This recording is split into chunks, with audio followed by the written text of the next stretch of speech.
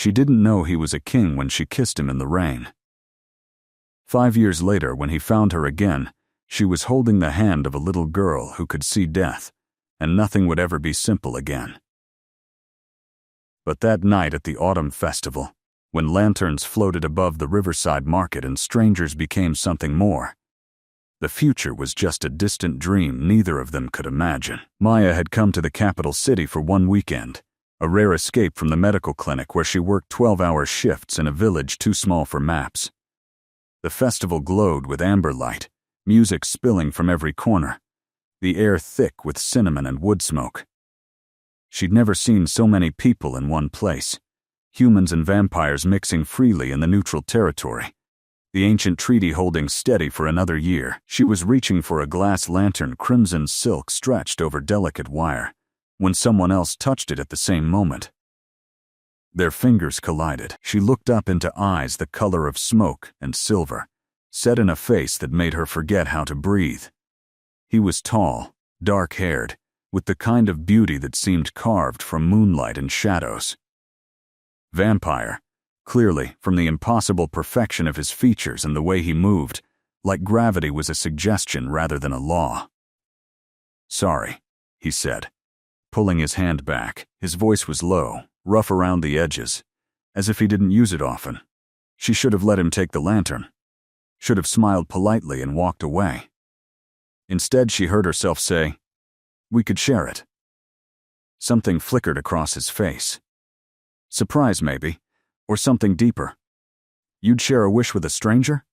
Isn't that what festivals are for?" Maya replied. "Besides, I don't know what to wish for anyway." That earned her an almost smile. He purchased the lantern from the merchant, his movements careful, deliberate, and handed her the lighting stick. "You first," he said. They walked toward the river together, an unspoken agreement hanging between them. The crowd pressed close, but somehow there was space around them, as if the world sensed they needed room to breathe. At the water's edge, Maya knelt and touched flame to the candle inside the lantern. Light bloomed, casting red shadows across her hands. "What did you wish for?" he asked quietly. "I thought wishes were supposed to be secret," she said, glancing up at him. He crouched beside her, close enough that she could feel the coldness that radiated from him, the vampire chill that should have frightened her but somehow didn't. "They are," he agreed. "But I'll tell you mine if you tell me yours."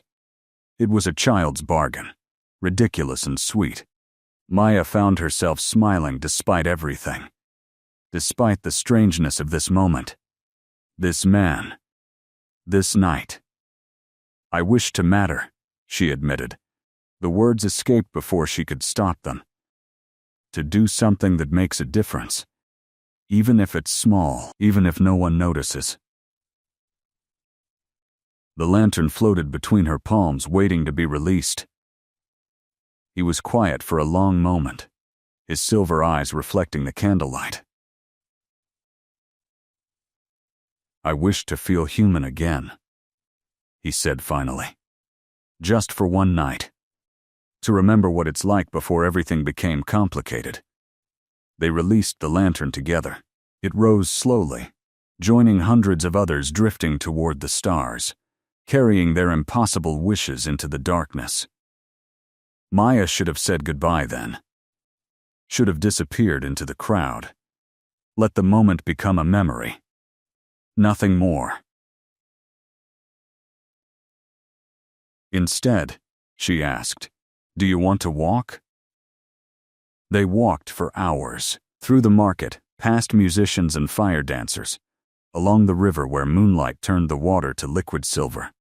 They talked about everything and nothing. He told her about old books and loneliness.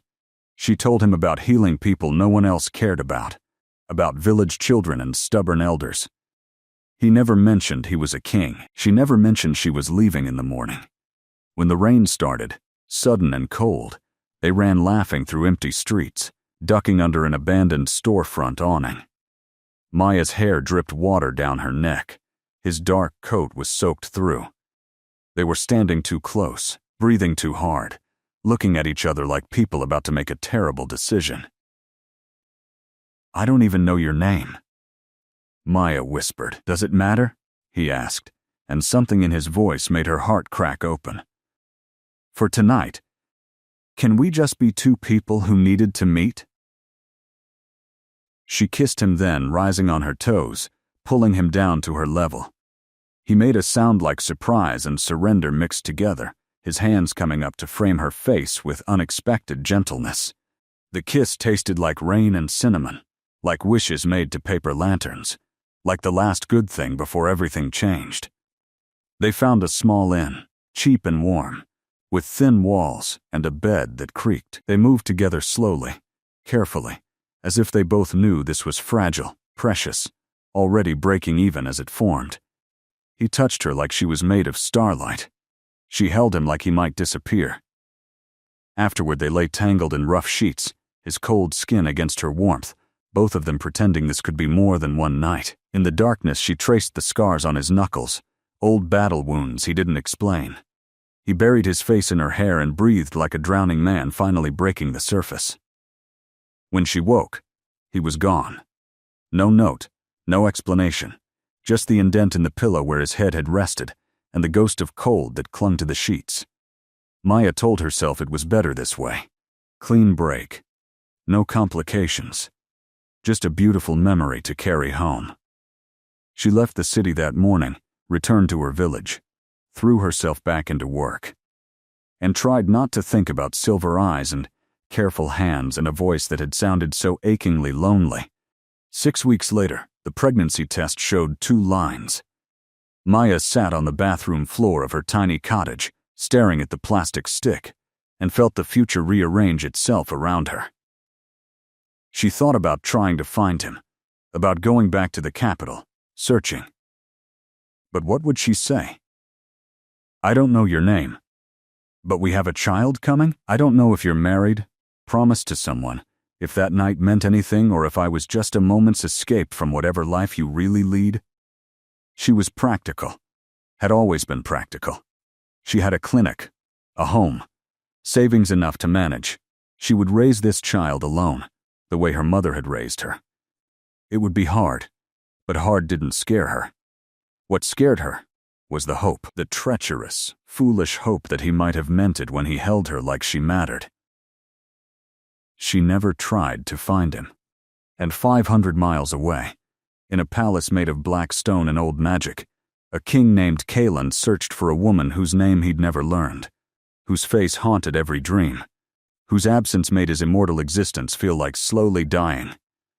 He sent scouts to every corner of the kingdom, offered rewards for information, searched himself when he could escape the suffocating duties of the crown. But she had vanished like morning mist, and he had nothing to find her with except the memory of warmth and rain and a kiss that had felt like coming home. The village was called Thornwick, barely a mark on any map. 3 days' ride from the capital through forests that grew darker the farther you traveled from civilization. Kalen had searched everywhere else first. The logical places, the cities and towns where people went to disappear into crowds. It took him 5 years to consider that she might have gone the opposite direction, toward silence instead of noise. His horse picked its way down the muddy main street, past cottages with thatched roofs and gardens brown with approaching winter. A handful of people watched him pass, their expressions wary. Vampires didn't often visit villages this remote, and a vampire dressed in black leather and silver clasps, riding a horse worth more than their yearly harvest, was cause for concern. He ignored their stares, his focus absolute. He'd followed a thread so thin it barely existed, a mention of a healer in the eastern villages, a woman who'd arrived 5 years ago, alone, and opened a clinic for people who couldn't afford city doctors. It could be nothing. Could be another dead end in a search that had consumed half a decade. But something in his chest pulled tight when the innkeeper mentioned her name. Maya. She'd given him a name that night, whispered against his neck in the darkness. He hadn't given her his in return, too afraid that Crown Prince Kalen would shatter whatever spell had wrapped around them, too selfish to risk watching her expression change from warmth to calculation. Now he would give anything to have that moment back, to do it differently. The clinic was a small stone building at the edge of the village, smoke rising from its chimney. Kalen dismounted, tied his horse, and stood in the fading afternoon light, suddenly uncertain. 5 years of searching, and now that he'd found her, assuming this was her, he didn't know what to say. "I've been looking for you" felt inadequate. "You left before I could ask you to stay" felt like accusation. "I haven't stopped thinking about you since that night" felt too raw, too revealing for a king who'd learned to keep everything locked behind walls. He was still standing there, frozen with uncharacteristic indecision, when the door opened. A small figure darted out. A child in a blue dress with dark hair flying behind her. She was running, her small face crumpled with distress, tears streaming. She made it 3 steps before stopping abruptly, her head snapping up to look directly at Kalen. The child couldn't have been older than 4. Maybe 5. She had his dark hair, his sharp cheekbones, but her eyes were warmer, brown instead of silver, and her skin held color that his never would. She stared at him with an expression far too old for her young face, something that looked like recognition mixed with sorrow. "You're cold inside," the little girl whispered, "like winter lives in your chest." Before Kalen could respond, before he could process what she'd said or why this child was looking at him like she could see straight through to his bones, Maya appeared in the doorway. She wore a simple green dress, her hair pulled back in a practical braid, her hands stained with what looked like herb paste. She was more beautiful than he remembered, than his desperate memories had painted her. She saw him and went absolutely still. The color drained from her face. For a long moment, neither of them moved, the space between them filled with 5 years of silence and searching, and all the words they'd never said. "Lila." Maya's voice cracked. "Come here, sweetheart." The child, Lila, didn't move. She kept staring at Kalen with those 2 knowing eyes. "The shadows follow you," she said softly. "Sad shadows that hold on tight." "Lila," Maya said again more urgently. "Inside, please. Now." Something in her mother's tone finally broke through. Lila turned and ran back to Maya, who scooped her up, held her tight, her eyes never leaving Kalen's face. "You," Maya breathed. "After all this time." Kalen stepped forward, his movements slow, afraid she would vanish again if he startled her. "I looked for you," he said. His voice came out rougher than intended. 5 years, I looked everywhere. Maya's expression shifted, 100 emotions flickering too fast to name. "You shouldn't have, why not?" "You left. I woke up and you were gone and I..." He stopped, jaw tight. "I didn't even know your name." The child Lila was watching from the safety of her mother's arms, her small face pressed against Maya's shoulder but her eyes still fixed on Kalen. He felt the weight of that stare, the strange intensity of it. "She looks like you," he said quietly. The words hung between them, heavy with implication. Maya's arms tightened around Lila. "She's mine," she said, a fierce protectiveness sharpening her tone. "I raised her alone. I didn't need..." "Ours," Kalen interrupted. His chest felt too tight, his immortal heart beating faster than it had in centuries. "She's ours." "Isn't she?" Maya's eyes filled with tears she refused to let fall. "You don't know anything about her. About us. About what we've built here." "Then tell me," Kalen said, closing the distance between them. "Please, I want to know everything." Maya looked at him for a long moment, something like pain and hope warring in her expression. Then Lila spoke, her small voice cutting through the tension. "Mama, why does the tall cold man have cracks in his light?" Both adults turned to stare at the child. "Cracks in his light?" Maya repeated, her healer's instincts clearly triggered. "What do you mean, sweetheart?" Lila pointed at Kalen, her small hand steady. "Everyone has light inside, colors and shapes, but his is cracked, like broken glass. And things leak out. Sad things." Kalen felt something cold settle in his stomach, colder even than his vampire nature.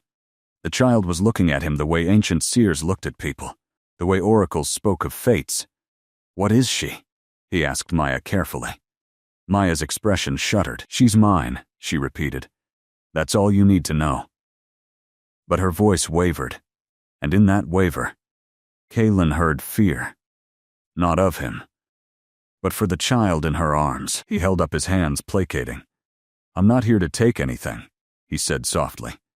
I'm not here to disrupt your life. He paused, choosing words carefully. That night it meant something to me, more than I knew how to say. I thought if I could find you, I could tell you that. I could ask if maybe it meant something to you too. Something in Maya's posture softened slightly. It did, she whispered. It does. But things are complicated now. I know, Kaylin said, his eyes dropping to Lila again. The child was still watching him with that unsettling intensity. I can see that. Maya took a shaky breath. She lowered Lila to the ground but kept hold of her hand. Come inside, she said finally. We need to talk, and I don't want the whole village gossiping about the stranger at my door. The clinic was warm, filled with the scent of drying herbs and wood smoke. Kaylin had to duck slightly to clear the doorway. The main room held a small desk, shelves lined with bottles and jars. A narrow bed for patients. A door in the back presumably led to their living quarters. Maya guided Lila to a chair, giving her a small carved wooden doll to hold. Stay here, baby, she said gently. Play quietly while Mama talks to the visitor. Lila nodded, but her eyes never left Kaylin. He felt pinned by that gaze, examined by something far older than a 5-year-old should possess. Maya gestured for Kaylin to follow her to the far side of the room, where they could speak in low voices. Her name is Lila, Maya began without preamble. She just turned 5 last month. She's healthy, bright, and the kindest soul I've ever known. She's also, Maya's voice dropped even lower. She can see things. Auras? Kaylin guessed, his mind racing through the possibilities. Spirits? Futures? Maya wrapped her arms around herself. Death, she whispered. She can see when people are going to die. Not exact times, but proximity. If someone will die soon, she sees shadows around them. If they're healthy, far from death, she sees light and colors. It terrified her when she was younger. Night terrors, constant fear, seeing things no child should see. Kaylin's chest constricted. And you've been handling this alone? Maya's eyes flashed. I've been doing fine. She's learned to cope. I've taught her exercises, ways to filter what she sees, to not be overwhelmed. She's happy, most days, safe. Loved. I didn't mean, Kaylin started.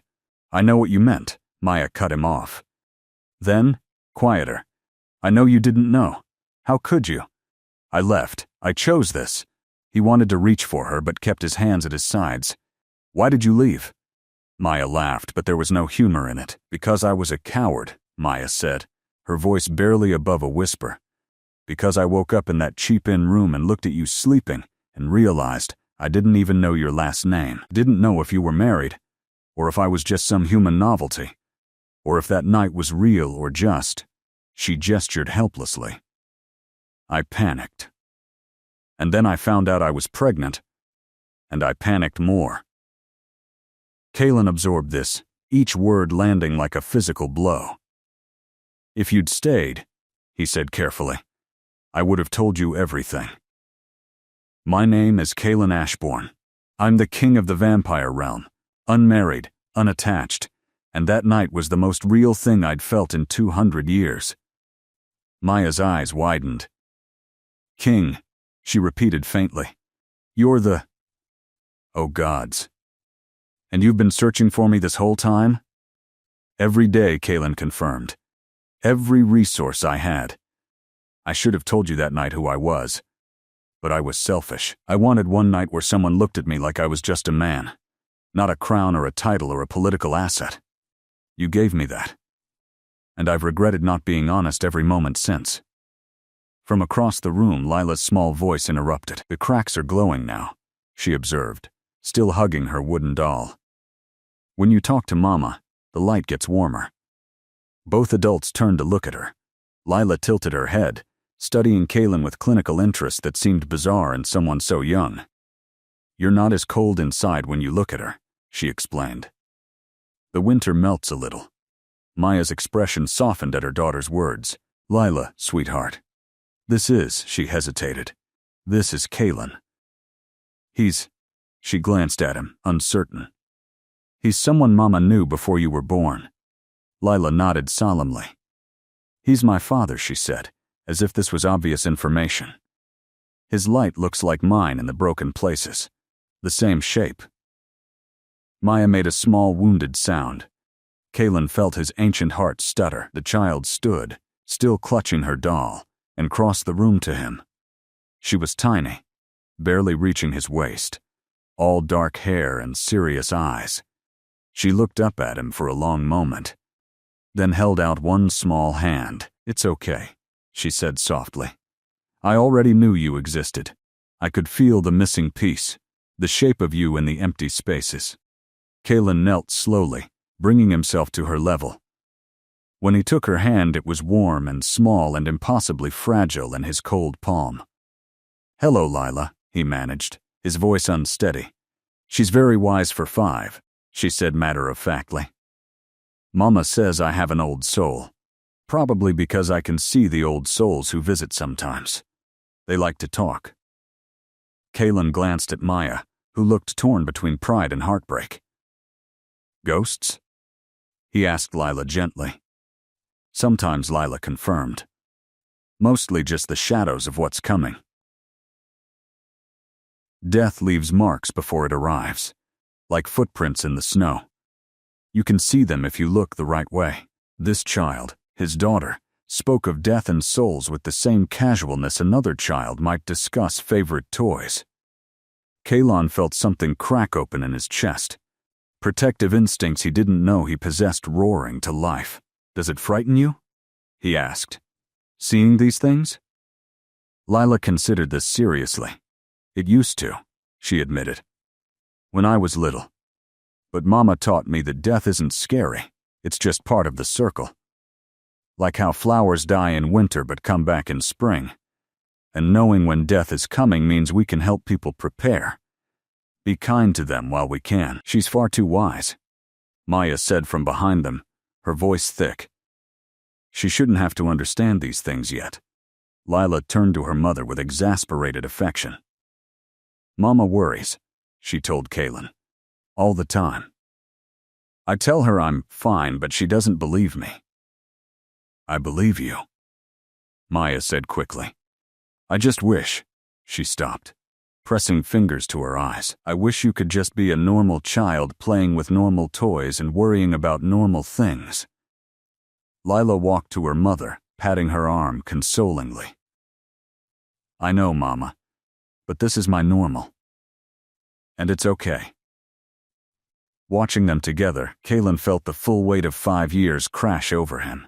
5 years of Maya raising this extraordinary child alone, teaching her to cope with abilities that would terrify most adults, protecting her, loving her, being everything Lila needed.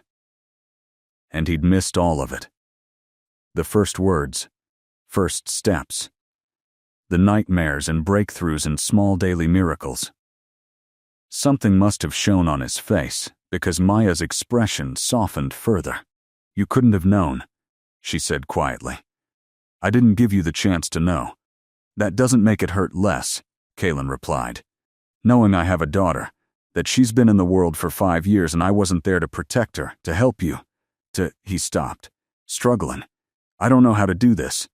How to be what she needs. Lila tugged on his sleeve, demanding his attention. You could start by staying, she suggested. Mama's been sad underneath for a long time. The sad place that looks like you shaped. Maybe if you fill it, she'd smile more. Out of the mouths of babes, Maya murmured. But there were tears on her cheeks now. Kaylin reached up and gently wiped one away with his thumb. The same gesture he'd used that night in the rain. The same tenderness that had made her brave enough to kiss him. I want to stay, he said. I want to know her. Know you again. I want to figure out how we make this work, but I won't force myself into your lives. If you want me to leave, to just provide support from a distance, I'll do that. I'll do whatever you need. Maya let out a shaky laugh. You really are a king, aren't you? So formal even when your whole world is tilting. His world had tilted the moment he'd seen Lila run from the clinic, looked into eyes that held his own solemnity reflected back. It had tilted further when he'd understood what she was, what she could do, the burden she carried in such a small frame. Tell me what you need, he said. Both of you. What would make this easier? Lila answered first. I need you to not be scared of what I can see, she said firmly. Lots of people get scared and then they leave or they treat me like I'm breakable. I'm not breakable. I'm just different. I'm not scared, Kaylin promised, and meant it. Extraordinary, yes. Concerned for you, absolutely. But not scared. Lila beamed, and the smile transformed her serious face into something radiant. Mama? Kaylin prompted gently. Maya took a deep breath. I need time, she said honestly. Time to process this, to figure out what it means for Lila, and I need you to understand that I'm not the same person you met 5 years ago. I'm a mother now, first and foremost. Every decision I make centers on what's best for her. Kaylin nodded. As it should be, they stood in the warm clinic, the three of them forming a hesitant triangle, each processing this impossible reunion in their own way. Outside, the sun was setting, painting the sky in shades of amber and rose. I have rooms at the inn, Kaylin said finally. I can stay in the village for a while if you'll let me. Get to know Lila gradually. Let you both get used to having me around. Maya looked at Lila, who nodded eagerly. Then to Kaylin. All right, she agreed.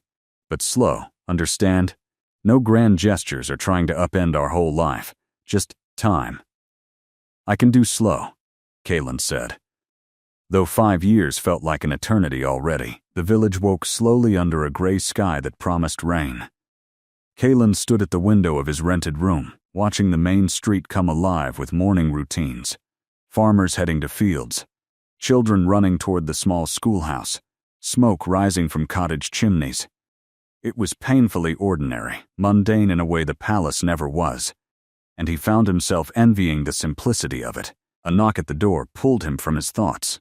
When he opened it, Lila stood in the hallway, holding her wooden doll in one hand and a small basket in the other. Mama sent breakfast, she announced, walking past him into the room without waiting for invitation.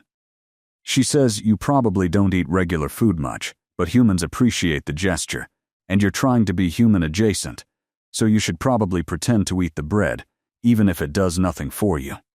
Kaylin blinked at the stream of words, then looked down the hallway. Maya was nowhere in sight. Your mother sent you alone? Lila set the basket on the small table and climbed into a chair. I'm very responsible for 5, she informed him, and it's like 30 steps from the clinic, plus everyone in the village knows me. Old Tessa waved from her garden. I waved back. See? Responsible. He couldn't help but smile.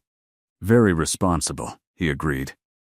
Would you like to share the breakfast your mother sent? Only if you actually eat some, Lila said shrewdly. Mama says vampires can eat regular food. It just doesn't give you sustenance. But you can taste it if you want to. So they sat together, the vampire king and the 5-year-old oracle, sharing bread and honey while morning light filtered through the window. Lila chattered about the village, pointing out different cottages and explaining who lived where, their minor dramas and kindnesses. You're good at talking, Kaylin observed. I've been told I talk too much, Lila admitted cheerfully. But Mama says words are how we connect with people, and I should never apologize for wanting to connect. She bit into her bread, then added, You're good at listening. Most adults pretend to listen, but they're really just waiting for me to stop talking. I'm actually interested, Kaylin said, and realized it was true. Tell me about your doll. What's her name? Lila brightened. This is Whisper, she said, holding up the carved figure. Mama made her for me when I was 3 and having lots of bad dreams about the shadows. Whisper helps me feel brave when things get scary. She's seen everything I've seen and she's not afraid. So I try not to be either. The simple declaration held such weight. Kalen felt his throat tighten. What kinds of things scare you? He asked, gently. Besides the shadows? Lila swung her legs, considering.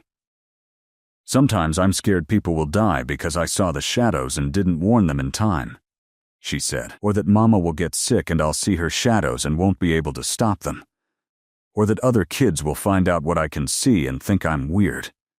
She paused, then looked at him directly. I was a little bit scared to meet you. Why? You're part of me, but you were the missing part. What if the missing part was supposed to stay missing? What if you saw what I could do and decided I was too strange? The honesty devastated him. Kalen set down his bread and leaned forward, meeting her eyes. Lila, he said seriously, I have lived for over 2 centuries. I have seen empires rise and fall, witnessed magic that defies explanation, walked through battlefields where ghosts lingered for years. You are not too strange for me. You're extraordinary. Lila studied him with those 2 old eyes. Do you mean that? The shadows don't scare you? I mean it. Kalen promised.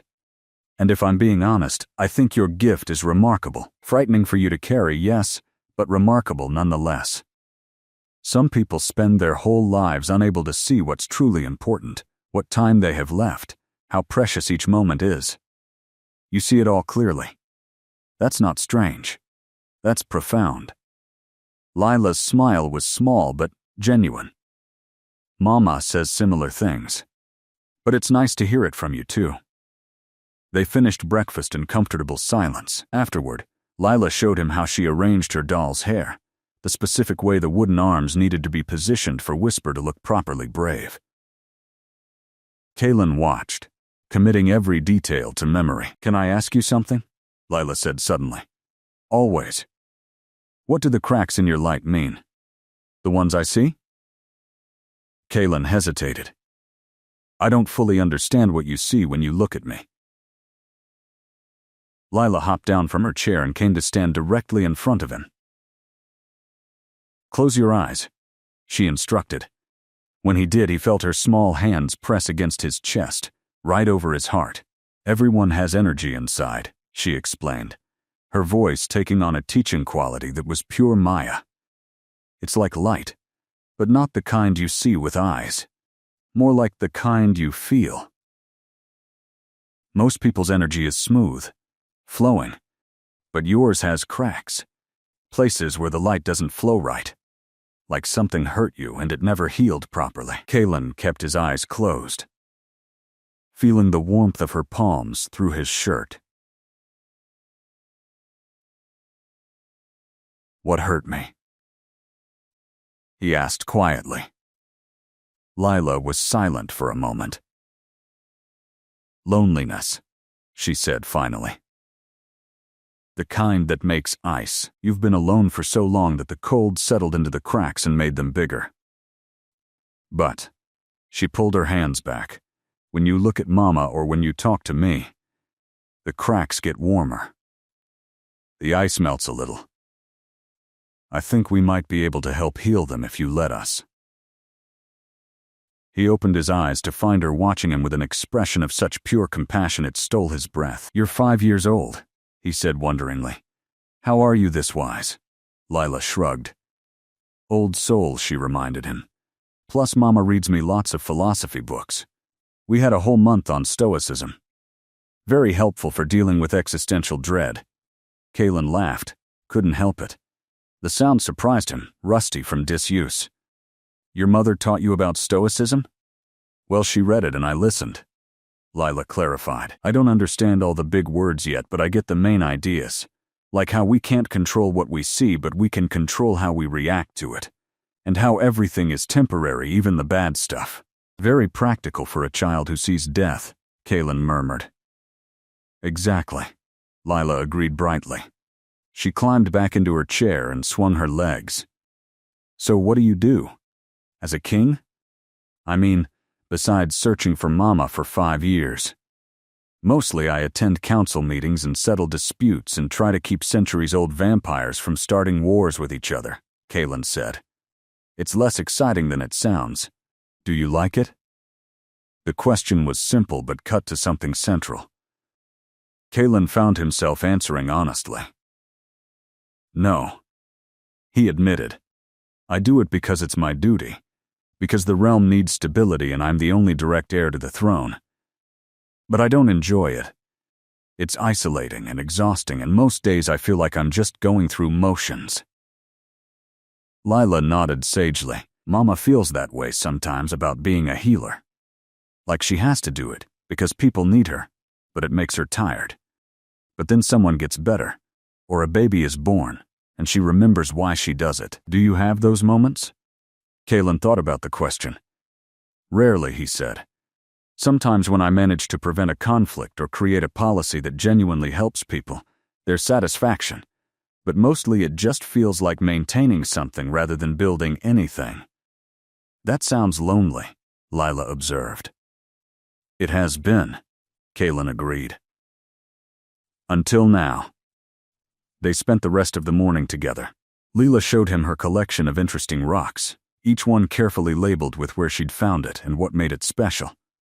She taught him a hand game involving complicated rhythms and clapping patterns that he failed at repeatedly, making her giggle. When Maya came to collect her for lunch, she found them sitting on the floor, Kalen attempting to stack stones while Lila offered advice. You have to feel the balance, Lila was explaining. Each rock has a center, you have to find it. Maya leaned against the doorframe, watching them with an expression Kalen couldn't quite read. Having fun? She asked. Lila jumped up. Mama, he's actually really good at listening, and he knows about philosophy, and he's letting me teach him things instead of pretending he knows everything already. High praise, Maya said, but she was smiling. Come on, sweetheart. Lunch is ready. Can he come? Layla asked, then turned to Kalen. Do you want to come? We're having soup. You probably won't enjoy it, but you could pretend. Kalen looked to Maya, seeking permission. She hesitated, then nodded. Just soup, she said. And you're helping clean up after. They walked to the clinic together, Lila between them, chattering about her rock collection. Kalen caught Maya's eye over their daughter's head and saw something softening there. Some wall coming down brick by brick. The soup was actually quite good. Though Kalen had spoken truth when he'd told Lila he gained no sustenance from human food, still he ate a bowl while Lila explained in great detail about the vegetables Maya had grown in their small garden, the specific herbs used for flavoring, and the philosophy of eating seasonally. Maya watched this with barely concealed amusement. You've created a very thorough conversationalist, Kalen told her. She inherits it from me, Maya said with a smile. I also can't stop talking when I'm comfortable. Then she paused, as if realizing what she'd admitted. That you're comfortable? Kalen asked gently. Maya looked down at her soup. Getting there, she said quietly. It's strange, isn't it? 5 years and you're somehow both a stranger and the most familiar person in the room. Lila, oblivious to the undercurrent, was demonstrating the proper way to dip bread in soup. You have to get the edges soft, but keep the middle crispy, she explained. It's an art form. After lunch, Maya sent Lila to play in the small yard behind the clinic while she and Kalen cleaned dishes. They worked in companionable silence for a while, falling into an easy rhythm that felt practiced despite being new. I was terrified when you showed up yesterday, Maya admitted, scrubbing a pot with more force than necessary.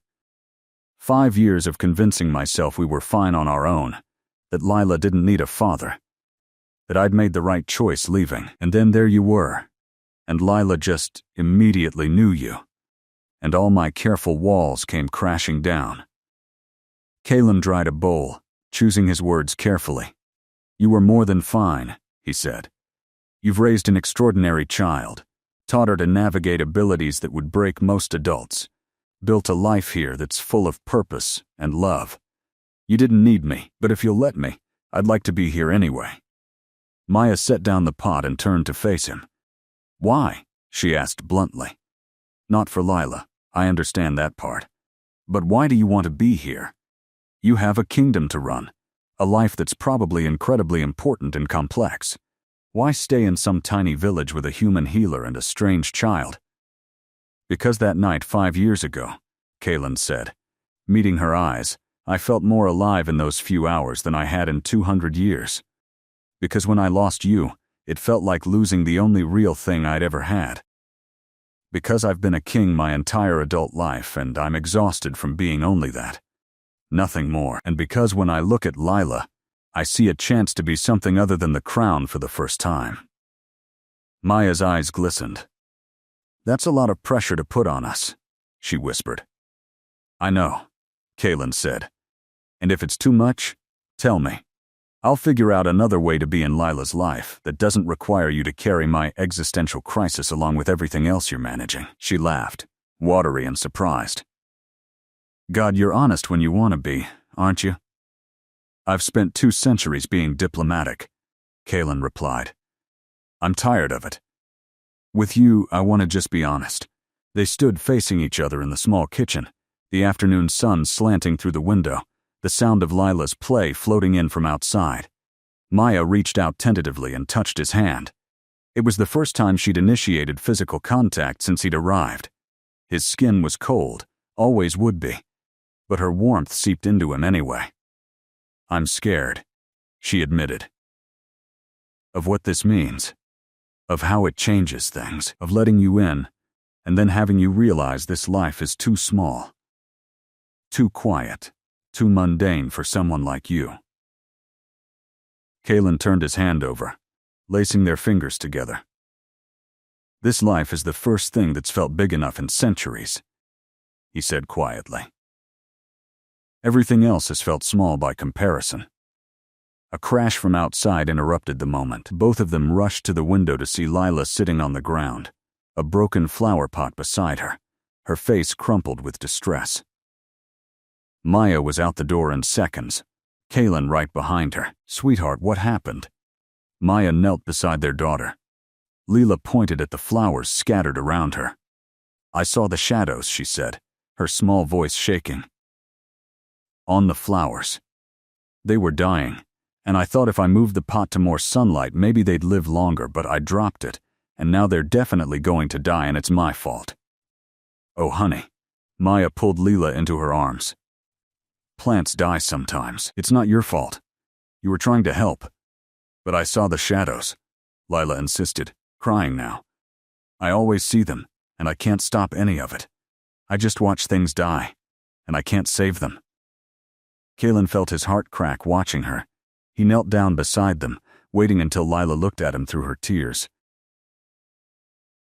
"You know what I think?" he said gently. "I think seeing the shadows means you understand how precious life is. Most people go through their whole existence never truly appreciating how temporary everything is. But you know. You see it, and that means when you love something, you love it with the full knowledge that it won't last forever, which makes that love braver and more valuable." Lila sniffled. "But I wanted to save the flowers." "I know," Kaylin said. "But maybe the gift isn't about stopping death. Maybe it's about helping things live fully while they're here. About noticing them, appreciating them, loving them before they're gone. The shadows tell you who needs love most urgently."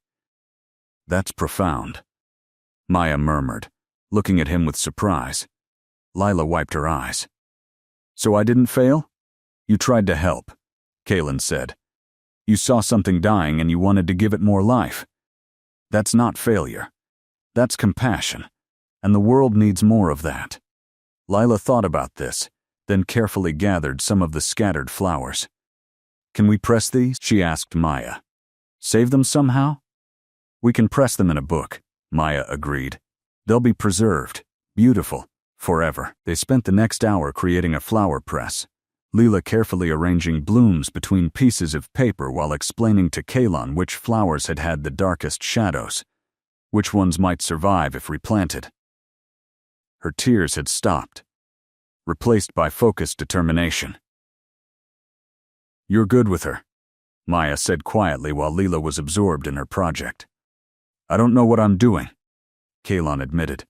Just trying to help. You are helping, Maya said. She touched his arm briefly, then went to check on Lila's progress. That evening, Kalon returned to the inn but found himself restless. He stood at the window again, watching the clinic across the way. A lamp burned in the upper window, where presumably Maya was putting Lila to bed. He thought about the day, the easy way Lila had accepted him, the gradual softening in Maya's eyes. Thought about flower pots and philosophy and a 5-year-old who saw death in everything and still chose compassion. The next morning, he woke to another knock. This time, Maya stood in the hallway, no basket, just wringing her hands nervously. Is Lila all right? Kalon asked immediately. She's fine, Maya said quickly. She's with old Tessa, who loves watching her. She paused. I wanted to talk to you alone. He stepped back, letting her into the room. Maya paced to the window, then back, clearly gathering courage. Yesterday, she started, when you talked to Lila about her gift, about how seeing the shadows makes her love more bravely. You meant that, didn't you? Every word, Kalon confirmed. She turned to face him. I've spent 5 years protecting her from people who might hurt her, judge her, fear her. Building walls to keep the world at a safe distance. And you walked in and just immediately understood her in a way most people never will. It's terrifying. Why terrifying? Because it means you're not going anywhere, Maya said. You're going to stay, and get close, and become essential to her. And maybe to me. And if you leave, if this doesn't work, it's going to hurt so much worse than if I'd never let you in at all. Kalon closed the distance between them slowly. I told you once I wished to feel human again, he said. Do you remember? Maya nodded. That night at the festival. He stopped just in front of her, close enough to see the gold flecks in her brown eyes. You made me feel human, he said, and these past few days with you and Lila I've felt more alive than I have in centuries. I can't promise this will be easy, or that I won't make mistakes. But I can promise, I'm not going anywhere unless you tell me to go. Maya's breath hitched. I don't want you to go, she whispered. She stopped, then pushed forward. I want to try this. Whatever this is, try building something together instead of me doing everything alone. Then that's what we'll do, Kalon said softly. Together. Maya swayed forward, and he caught her, his arms coming around her carefully. She was warm and solid and real, and when she pressed her face against his chest, he felt something in him settle, like a piece of himself he'd been missing finally clicking into place. They stood like that for a long moment, just breathing, just being. Then Maya pulled back slightly, looking up at him. Kiss me, she said. Like you did that night. Like we have all the time in the world. So he did, lowering his head to capture her mouth, tasting honey and hope and 5 years of longing finally given permission to surface.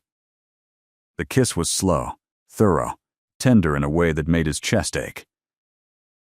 When they finally broke apart, both breathing hard, Maya smiled. I should get back to Lila, she said. But come for dinner tonight? We'll cook together, the 3 of us. I'd like that, Kalon said. She kissed him once more, quick and sweet, then was gone, leaving him standing in the empty room with the ghost of her warmth still pressed against him, and the future suddenly looking less like duty and more like possibility. 3 weeks passed in a rhythm that felt almost normal. Kalon spent his days at the clinic, learning the routines of Maya's practice, helping with minor tasks, spending hours with Lila. The village slowly accepted his presence, the initial wariness fading to curious acceptance. He was the strange vampire who'd appeared and somehow won the healer's heart, who played with the odd child and didn't mind when she talked about death over breakfast. The old women gossiped about it endlessly, but kindly. Then everything shifted on a gray morning when screams erupted from the village square. Kaylin was walking with Leela when they heard it. A woman's voice raised in panic. They ran toward the sound. Leela's small hand gripped tight in his. A crowd had gathered around the well. In the center, a man lay on the ground clutching his chest, his face gray with pain. Maya was already there, kneeling beside him, her healer's bag open. "Heart attack," she said tersely. "Someone ride for the city physician, now." But even as she gave orders, pressing fingers to the man's neck, checking his pulse, Kaylin saw the helplessness in her eyes. The city was 3 days away. The man wouldn't last 3 hours. Lila pulled free from Kaylin's grip and pushed through the crowd. When she reached the fallen man, she stopped, staring down at him with that too knowing gaze. "The shadows," she whispered. "They're so dark, almost covering him completely." Maya looked up sharply. "Lila, sweetie, go back to Tessa." But Lila didn't move. She tilted her head, studying the man with clinical focus. "They're moving fast," she said, her young voice carrying in the sudden quiet, like waves coming in. She looked at her mother. "He's dying right now, isn't he?" The crowd murmured, uneasy. Maya's jaw tightened. "Yes," she said quietly. "I think so. I don't have the tools here to help him." Leela knelt down beside her mother. "How long?" she asked, the question direct and unflinching. "Minutes," Maya admitted, her voice cracking.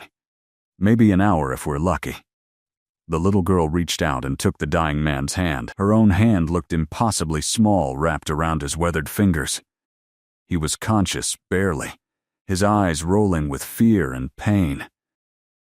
"You're scared," Lila said gently.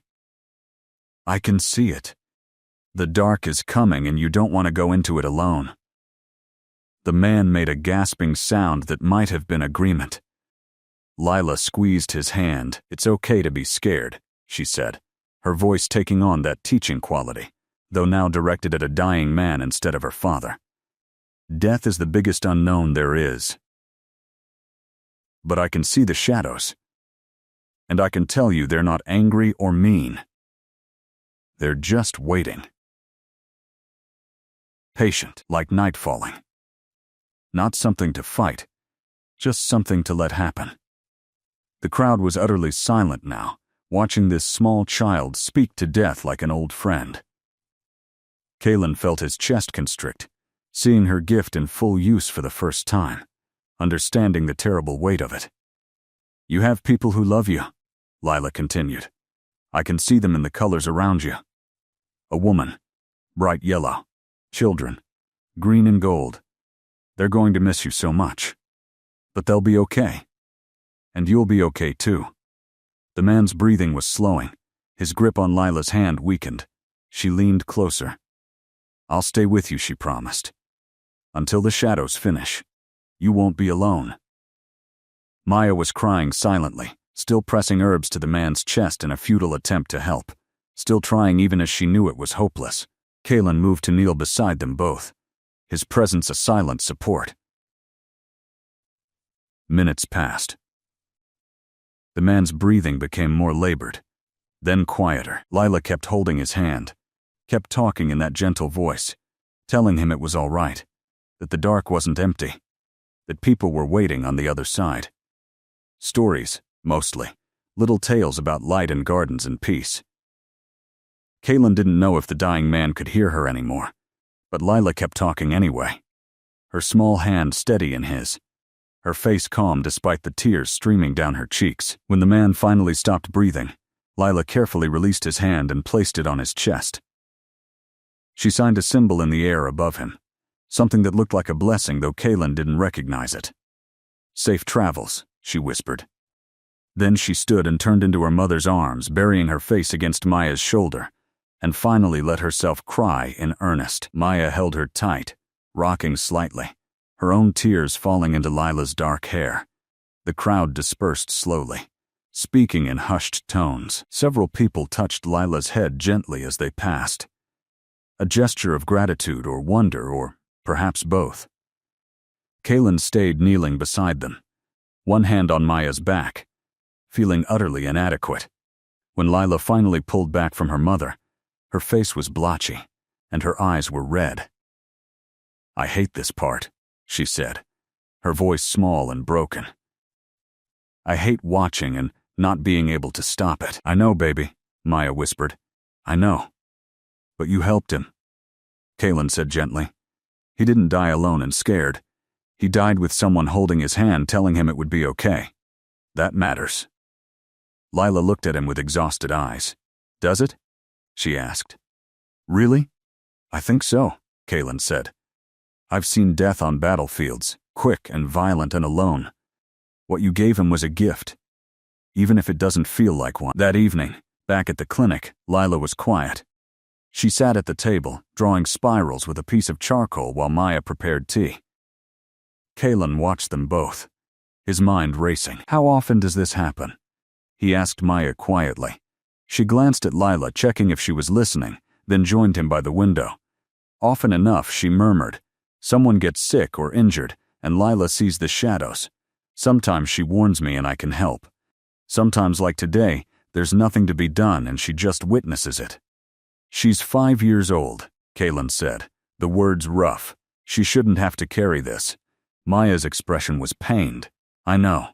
But she was born with this gift, and we can't take it away.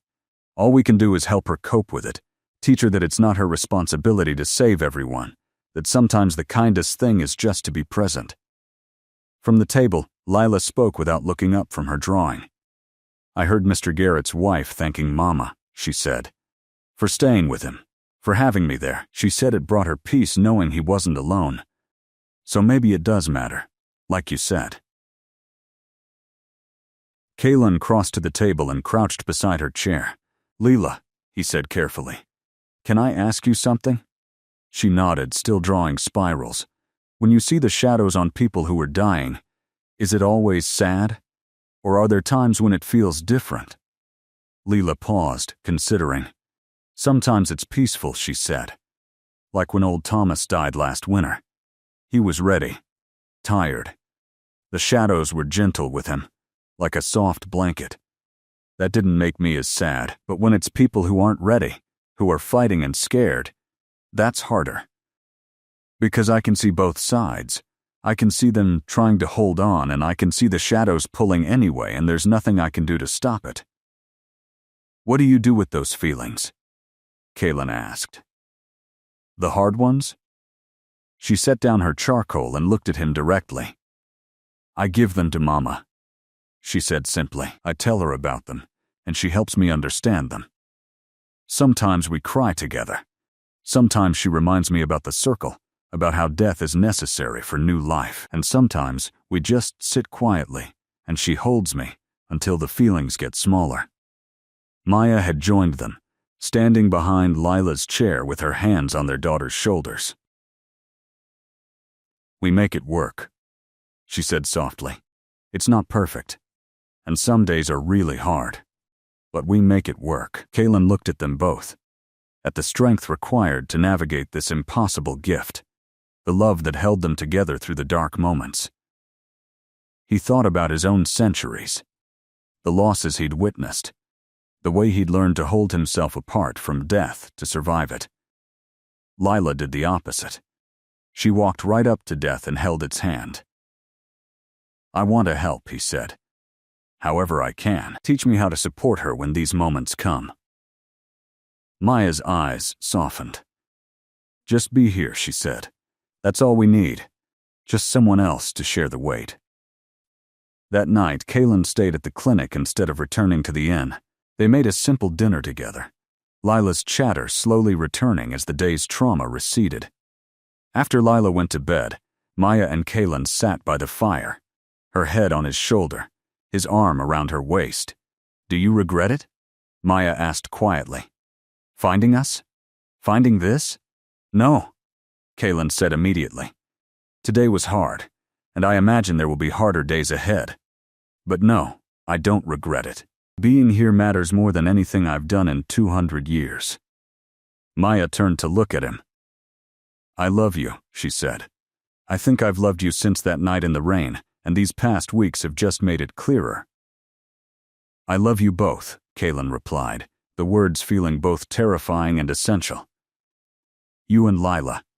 You've given me a reason to be something other than just a king. You've given me a family. They kissed softly in the firelight. And when they eventually parted, Maya smiled. Stay tonight, she said. Actually stay, not in the guest room. I'm tired of pretending we're just friends navigating co-parenting. I want you here. So he stayed, and when he woke in the morning with Maya curled against him and the sound of Lila singing in the other room, Kaelin felt something he hadn't felt in centuries. He felt home. The letter arrived from the capital on a cold morning 6 weeks after Kaelin had found them. A messenger in royal livery rode into Thornwick, causing enough of a stir that half the village gathered to watch. Kaelin accepted the sealed envelope with a sinking feeling in his chest. He already knew what it would say. The council is demanding your return, he told Maya and Lila over breakfast. There are disputes requiring royal judgment, treaties to negotiate. They've been patient with my absence, but I can't put them off indefinitely. Lila looked up from her porridge. Do you have to go? For a while, yes, Kaelin said. Being king isn't something I can just stop doing, even when I want to. How long? Maya asked, her voice carefully neutral. At least a month, Kaelin admitted, possibly longer depending on the complications. The silence that followed was heavy. Lila pushed her porridge around her bowl. Mama says absence makes the heart grow fonder, she offered, but her young face was doubtful. But it also makes the cracks colder, doesn't it? The ice comes back. Kaelin reached across the table and took her small hand. I won't let the ice come back, he promised. And I'll return as soon as I can. You could come with me. Maya shook her head. My patients need me here. And Lila's routine, pulling her into the chaos of the capital, exposing her to court politics and vampires who might not understand her gift. It's too much risk. So Kaelin left 3 days later. The departure was harder than he'd anticipated. Lila cried despite trying to be brave, clinging to him with fierce strength. Maya kissed him goodbye with a desperation that spoke of old fears resurfacing, and Kaelin rode away feeling like he was tearing himself in half, leaving the best parts behind in a tiny village. The palace felt like a tomb after Thornwick's warmth. Everything was cold marble and older stone, vast halls that echoed with emptiness despite being filled with courtiers and servants. Kaelin threw himself into work, resolving disputes, attending endless council meetings, negotiating with neighboring realms. His steward commented that he seemed more focused than he had in years, signing documents with unprecedented efficiency. What the steward didn't know was that Kaelin was racing through everything, desperate to finish so he could return. At night, he wrote letters, long detailed letters to Maya about council politics and trade negotiations, making the tedious work sound interesting through his descriptions.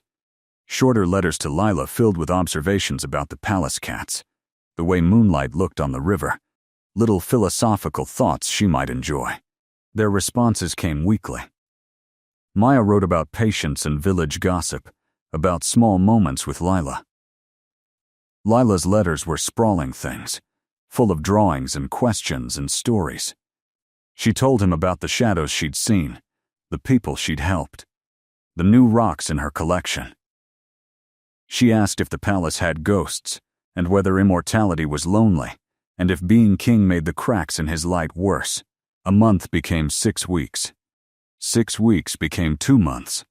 There were always more emergencies, more situations requiring his presence, more reasons he couldn't leave.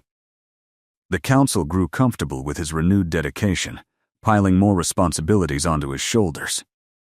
And slowly, insidiously, Kaelin felt the ice creeping back in. He woke one morning to find himself going through motions again, the spark that Thornwick had ignited dimming under the weight of duty.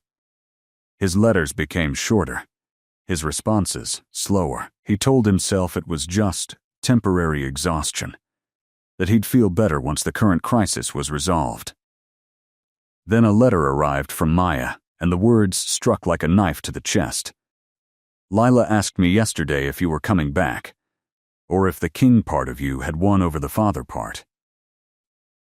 I didn't know what to tell her. I don't know if you know what to tell her either. We miss you, Kaylin. But we won't keep waiting indefinitely. Figure out what you actually want. This half-presence is harder than your absence would be. Kaylin read the letter 3 times, feeling each word like a physical blow.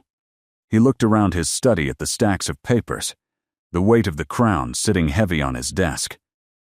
Looked at the life he'd lived for 2 centuries, the duty he'd never questioned. Then he thought about Lila's small hand in his, teaching him to stack rocks.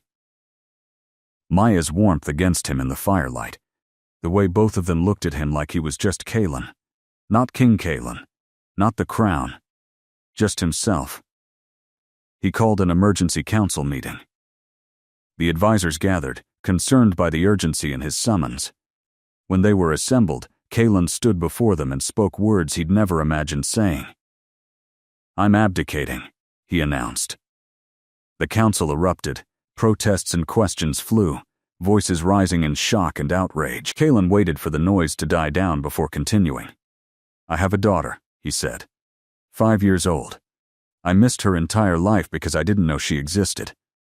I won't miss another day if I can help it. The realm needs a king," his chief advisor said, his ancient face stern. "And you are that king." "The realm needs a leader who wants to lead," Kaylin corrected. "I've been going through motions for decades, maybe longer. Maintaining rather than building, surviving rather than living. That's not good for me, and it's not good for the kingdom. You have a child," his advisor pressed. "So bring her here. Raise her in the palace. She's human with a gift for seeing death," Kaylin said. "The court would destroy her, turn her into a curiosity or a threat. I won't do that to her. And I won't raise her in this cold place when she has a warm home with people who love her." There was a long silence. Then his advisor, who had served Kaylin's father and grandfather before him, spoke more gently. "You've truly decided this?" "Without question," Kaylin said. "My cousin Theron is more than capable of taking the crown. He's younger, more engaged with current politics, better suited to the role than I've been. The realm will be in good hands." "But what will you do?" another council member asked. "Live," Kaylin said simply. "For the first time in 200 years, I'm going to just live." The abdication process took 3 weeks. Treaties to transfer, power to formally cede, arrangements to make. Theron accepted the crown with a mixture of excitement and trepidation. "He'll be a better king than I was," Kaylin told his former advisor on his last night in the palace. "You were a good king," the old vampire said. "Just an unhappy one. Now go be happy instead." Kaylin rode out at dawn, his saddlebags packed with the few possessions that mattered.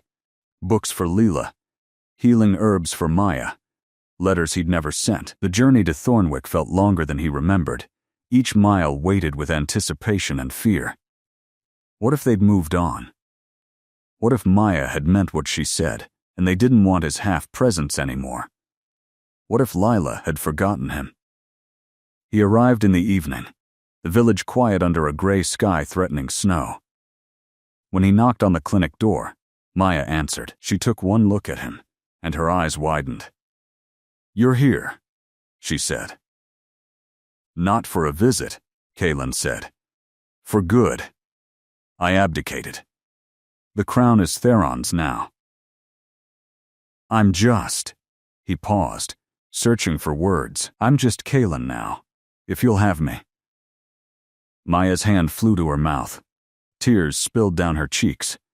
She pulled him inside and kissed him hard, desperately, like she'd been holding her breath for months and could finally breathe again. Lila appeared in the doorway to the back room, rubbing sleep from her eyes. Her gaze locked on Kaylin and she went very still. "You came back," she whispered. "I came back," he confirmed, kneeling to her level. "And I'm staying this time." "The cracks," Lila said, stepping closer. They're different now. Still there, but the ice is melting fast. What did you do? I chose you, Kaylin said simply. You and your mother. Over everything else, I chose you. Lila launched herself at him, wrapping small arms around his neck. Don't leave again, she demanded, her voice muffled against his shoulder. I won't, Kaylin promised. That's done. I'm here now. All of me, not just pieces. They stayed like that for a long moment, the three of them in the doorway, holding tight to each other while the first snow of winter began to fall outside. When they finally pulled apart, Maya was smiling through her tears. So what now? She asked. Former king in a tiny village. How does that work? I was hoping, Kaylin said. You might teach me to be a healer. I have centuries of knowledge about anatomy, battlefield medicine, old remedies. Might be useful combined with your practical experience. Maya laughed. You want to be my assistant? Partner, Kaylin corrected, taking her hand. In all things, if you'll have me. She kissed him again, softer this time. Yes, she said. Yes to all of it. Spring came to Thornwick with sudden warmth, snow melting into streams that carved new paths through muddy streets. The village transformed, brown giving way to green, gardens sprouting with ambitious vegetables and wildflowers. Kaylin had been back for 4 months, and the rhythm of their life together had settled into something comfortable, domestic, unexpectedly fulfilling. He worked at the clinic now, officially. Maya taught him the practical applications of healing, the bedside manner required for frightened patients, the way to calm crying children while setting broken bones. He brought his own knowledge to the practice, old vampire remedies and anatomy expertise that complemented her more traditional training. Together they made a formidable team. Leela flourished with both parents present. Her gift remained, the shadows still visible to her young eyes. But with Kaylin there to share the weight alongside Maya, the burden felt lighter. They developed strategies together, ways to help her process what she saw without being overwhelmed by it. And slowly, Layla began to see her ability not as a curse, but as a profound responsibility, one she could grow into rather than be crushed by. But the village was talking, not unkindly but persistently. The healer and the former king, living together unmarried, raising a strange child who saw death. It was unconventional, probably scandalous by some standards. The old women clucked about propriety. The younger ones sighed romantically. Everyone had opinions. Maya brought it up one evening while they were preparing dinner. Lila was outside, examining something in the garden with intense focus. Do you ever think about making it official? Maya asked, chopping vegetables with practiced efficiency. Making what official? Kaylin was attempting to knead bread dough, a skill that continued to elude him despite weeks of practice. This, Maya gestured between them. Us. The village gossips are having a field day with our living situation. Does that bother you? Kaylin asked. What people think? Not really, Maya admitted. But I worry sometimes about Lila, whether growing up with unmarried parents in a small village will be hard for her. She already has enough to deal with. Kaylin considered this, his hands working the dough. Are you asking if I want to marry you? Maya's knife paused. Maybe? I don't know. I'm being practical. She's terrible at romance, Leela announced from the doorway, making both adults jump. I've been telling her for weeks that you should get married, but she says she doesn't want to pressure you. Leela, Maya said, exasperated. You're supposed to be outside. I was outside, Lila said reasonably. Now I'm inside. And you're both being silly about this. She walked to Kaylin and tugged his sleeve until he crouched down to her level. Do you love Mama? More than anything, Kaylin said honestly. Lila nodded as if this confirmed something. And you're not going to leave again? I'm not going anywhere, he confirmed. Then why wouldn't you marry her? Leela demanded. Humans do that when they love each other and want to build a life together. It's a social contract that provides legal protections and publicly declares your commitment. I've been reading about it. You've been reading legal texts about marriage? Maya asked faintly. Lila shrugged. I got curious, and now I'm asking why you two haven't done it yet when it's obviously what you both want. Out of the mouths of very well-read babes, Kalen murmured. He stood and turned to Maya, flour dusting his hands. She's right, you know. We're both dancing around this because we're afraid of pressuring each other when we've already built something good. But I do want to marry you. I want Lila to have married parents. Want the village to stop gossiping. Want the formal declaration that we're choosing each other permanently. Maya set down her knife. Her eyes bright. That's the least romantic proposal I've ever heard of. It wasn't a proposal, Kalen pointed out. It was a statement of intent. Would you like an actual proposal? Maya glanced at Lila, who was watching with rapt attention. Maybe not with an audience? Lila rolled her eyes dramatically. Fine, I'll go back outside. But say yes, Mama. His light gets warm when he looks at you, and I want that to be permanent. She flounced out, leaving them standing in the kitchen surrounded by half-prepared dinner. Kalen wiped flour from his hands and took both of Maya's in his. We're doing this backwards, he said. Most people marry before moving in together and having children. We tend to do everything backwards, Maya replied, but she was smiling. He pulled her closer, his thumbs tracing patterns on the backs of her hands. Maya Thorne, he said formally. Would you do me the honor of becoming my wife, not because the village gossips, not because it's practical, but because I love you, and I want to spend whatever time I have left, whether that's decades or centuries, building a life with you and Lila. It took you long enough, Maya said, but her voice was thick with emotion. Yes, obviously yes. They kissed in the kitchen, flour and vegetable peelings forgotten, the dinner burning slightly on the stove. When they finally pulled apart, Lila was standing in the doorway again, beaming. I knew she'd say yes, Lila declared triumphantly. Can I be in the wedding? We're definitely doing this with an audience, Maya said, laughing. Always. They were married 6 weeks later in the village square. It was a small ceremony, just the three of them, the village priest, and most of Thornwick in attendance. Lila insisted on being part of the ceremony, standing between them in a flower crown, holding both their hands. When the priest asked if anyone objected, Lila signed to Kalen that the light around both her parents was blazing, the cracks filled with gold instead of ice. No one could see what she saw, but everyone could see the joy on her face. And that was enough. Maya wore a simple dress the color of spring leaves. Kalen wore dark clothes without any royal insignia, just a man making vows to a woman. Their promises were straightforward, honest. To build a life together, to raise Lila with love, to face whatever came as partners. When they kissed to seal the vows, the village cheered. The celebration afterward was pure Thornwick, simple food and local wine, children running wild and adults telling stories.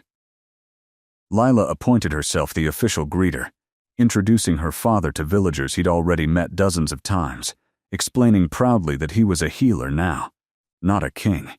And that was much better, because kings were lonely but healers helped people. That night, after the festivities had wound down and Lila was finally, reluctantly asleep, Kalen and Maya stood in their cottage watching the moon rise. You gave up a kingdom for this, Maya said quietly, for evening celebrations in a village square, and a child who sees death, and a wife who will grow old while you stay young. I know what I chose, Kalen said, pulling her close. And I'd choose it again every single day. They had a good year after that. The clinic thrived with both of them running it. Lila turned 6 and started school, where she struggled with math but excelled at philosophy. Unsurprisingly, she made friends, children who accepted her oddness without question the way children often do. Sometimes she still saw shadows, still helped people transition from life to death with gentle words.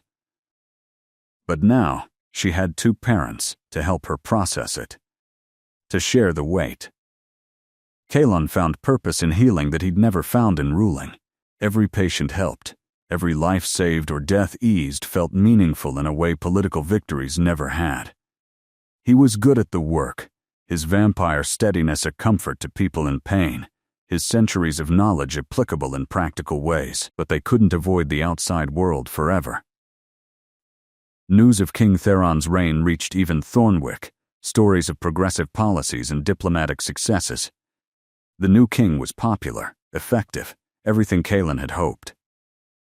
But news also came of growing tensions between vampire and human territories, old prejudices resurfacing despite Theron's best efforts. One morning, a messenger arrived at the clinic, not royal livery this time, just a simple courier with a sealed letter. Kaelin recognized the seal immediately, his stomach sinking. It was from Theron. The letter was brief. "Cousin, I need your help. Not as king, I'm managing that well enough. But as someone who understands both vampire and human worlds. There are riots in the border towns, humans attacking vampires, vampires retaliating. I'm trying to broker peace, but I need someone they'll both trust. Someone who gave up power for love, who chose to live among humans despite being vampire. You're the bridge I need. Will you come?" Kaelin showed the letter to Maya. She read it twice, her expression troubled. "He's asking a lot," she said, "asking you to step back into politics after you left it behind. He's asking me to help stop people from dying," Kaelin corrected gently. "That's different than politics. That's just being a healer on a larger scale." Maya looked at him. "You want to go. I want to help if I can," Kaelin admitted. "But not alone. Come with me. Both of you. Let them see what a vampire-human family looks like when it works.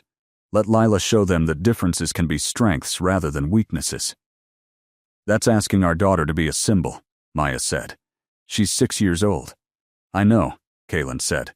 "And if you think it's too much, we won't go. We'll send apologies and stay here. But I think Lila might surprise us."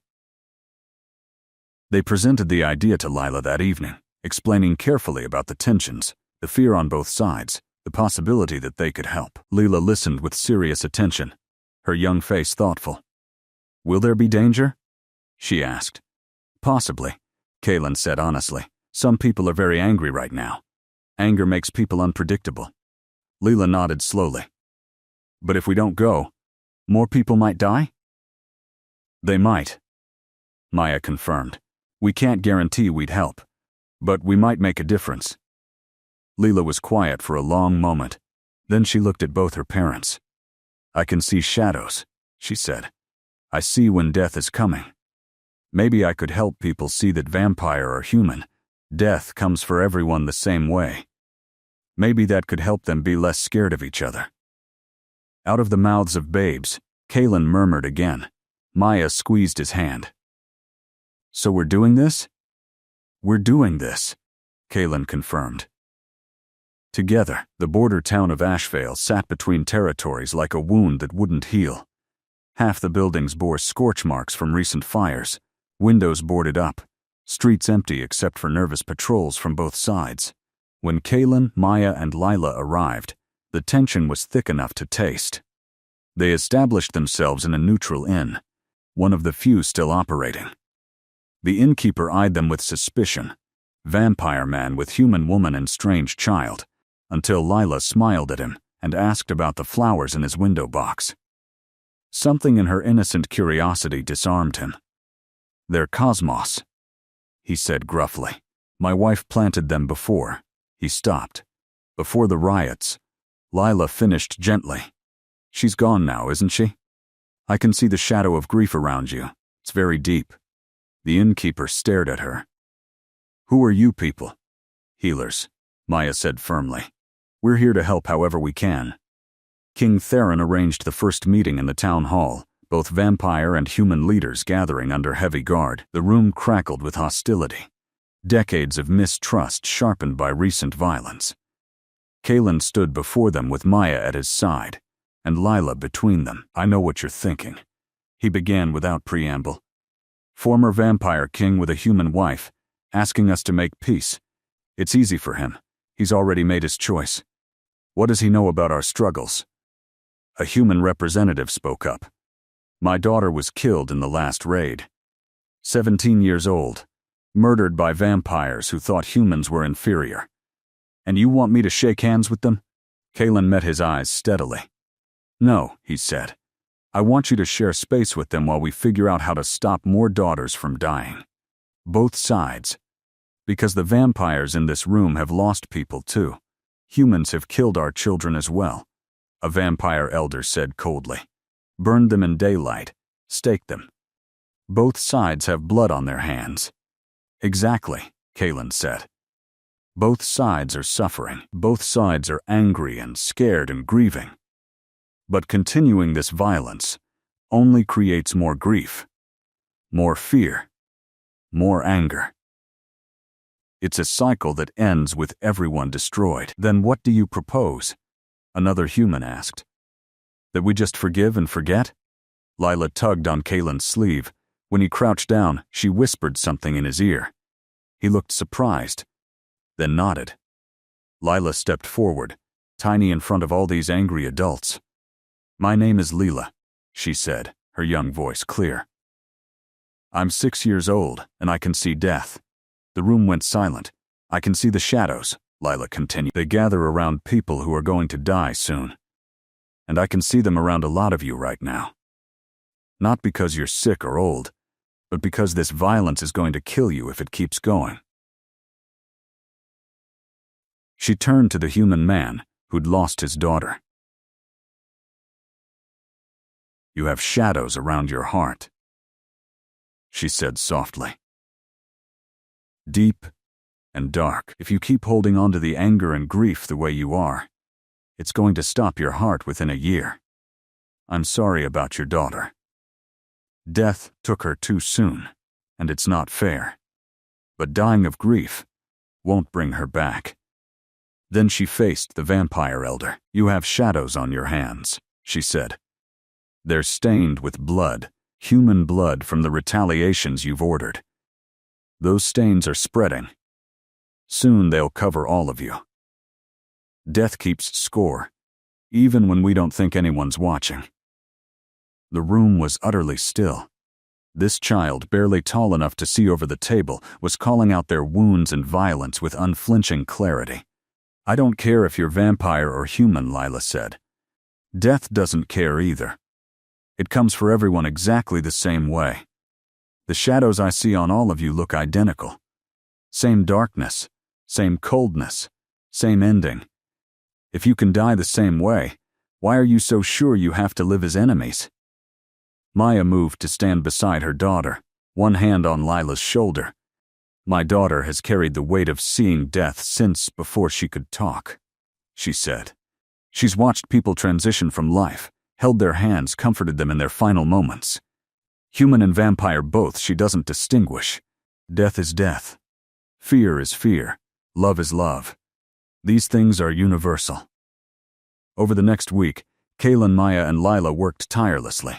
They established a joint clinic, treating wounded from both sides. Lila insisted on helping despite her young age. She'd sit with the dying, vampire or human, and speak to them about the shadows, about the peace waiting on the other side. Her presence had a strange effect. Vampires who'd never cared about human life found themselves moved by this half-human child, who could see their death approaching with the same clarity she saw everyone else's. Humans who thought vampires were monsters watched one kneel beside a dying human patient, holding their hand with unexpected gentleness. Slowly, grudgingly, the hostility began to thaw. Not completely, not everywhere, but enough to start conversations instead of riots. Enough to begin negotiations. One evening, Kalen found Lila sitting alone in the clinic after all the patients had gone. She was crying quietly, exhausted from days of witnessing suffering. He sat beside her, pulling her into his lap. Too much, little one? He asked gently. Lila nodded against his chest. I see so many shadows here, she whispered. The violence made so much death, and now it's everywhere. Some of the shadows are on children my age. That's not fair. No, Kalen agreed. It's not fair, She pulled back to look at him with red eyes. Are we helping? Is any of this making a difference? I think so, Kaelin said. I think you're showing them something they'd forgotten. That death is the great equalizer.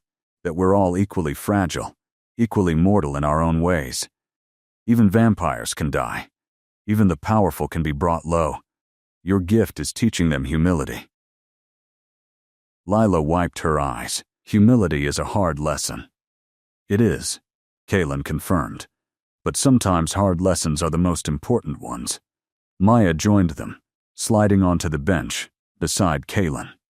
How's our brave philosopher? Tired, Lila admitted, but okay. Can we go home soon? Soon, Maya promised. King Theron says negotiations are progressing. Another week, maybe 2, and we can return to Thornwick. Lila nodded, then brightened slightly. The innkeeper asked me to help him plant new flowers today, to replace the ones his wife planted. He said she would have liked me. That's beautiful, Maya said. Did you help him? We planted lavender, Lila said, because lavender represents devotion and remembrance. He cried while we were planting, but he said they were good tears, the kind that help you heal. 2 weeks became 3. 3 became a month. But slowly, carefully, Ashvale began to rebuild. Joint patrols replaced separate ones. A community memorial was established honoring all the dead vampire and human names side by side. Leela insisted on attending the dedication, reading a short speech she'd written herself about shadows and light, and how darkness couldn't exist without both. On their last night in Ashvale, the innkeeper gave Lila a small pot with a cosmos seedling. For your garden, he said gruffly, so you remember us. I'll never forget, Lila promised. The shadows here taught me that sometimes the darkest places need the most light. They returned to Thornwick to find their village had become something of a legend. Stories had spread about the former king who'd chosen love, the healer who'd seen past species, the child who could see death and still chose kindness. People started coming to their clinic from farther away, seeking their particular brand of healing. Kaelin and Maya expanded the practice, taking on apprentices, teaching their methods. Lila grew, as children do. At 7, she was writing philosophy. At 8, she'd read more books than most adults encountered in a lifetime. At 9, she asked if they could open a school for other gifted children, those with abilities that made them outcasts. They did, converting an old barn into a small academy. It started with 3 students. Within a year, they had 15. Children who could see the future, who heard ghosts, who had abilities that frightened ordinary people. Lila taught them what her parents had taught her, that gifts were responsibilities, that being different was not being less, that the world needed their particular perspectives. And Kaelin, watching his daughter teach younger children with patience and wisdom far beyond her years, felt the last of the ice in his chest melt away. He'd been a king, cold and distant and dutiful. Now he was a father, a husband, a healer, a teacher. He was warm and present and purposeful. He'd given up a throne and gained a life. It was, without question, the best trade he'd ever made. 10 years after that rainy night at the festival, Maya stood in the garden watching Lila teach a class of 12 children about shadow interpretation. Her daughter was 15 now, tall and graceful, her dark hair pulled back in a practical braid exactly like Maya used to wear. She moved between students with confident ease, explaining subtle differences in the shadows she saw, teaching them discernment and compassion. Remarkable, Kaelin said, joining Maya with 2 cups of tea. She was always going to be remarkable, Maya replied, accepting her cup. But watching her turn her gift into something that helps others, watching her refuse to be diminished by it. That's all her. She gets the strength from you, Kaelin said. And the philosophy from you, Maya countered. And the stubbornness from both of us, Kaelin agreed. They'd age differently, the 3 of them. Maya had lines around her eyes now, silver threading through her hair. Kaelin remained unchanged, would always remain unchanged. It was a reality they'd had to discuss, plan for, accept. But watching Maya grow older didn't frighten him the way he'd thought it might. Every line was earned through laughter and work and love. She was more beautiful to him at 40 than she'd been at 22. Lila finished her lesson and the children scattered, chattering excitedly about what they'd learned. She approached her parents with a thoughtful expression. "I've been thinking," she announced. "That's generally concerning," Maya said. But she was smiling. "About what?" "About the school," Lila said. "We're doing good work here, helping gifted children. But there are so many more who need help, who don't even know places like this exist. What if we expanded?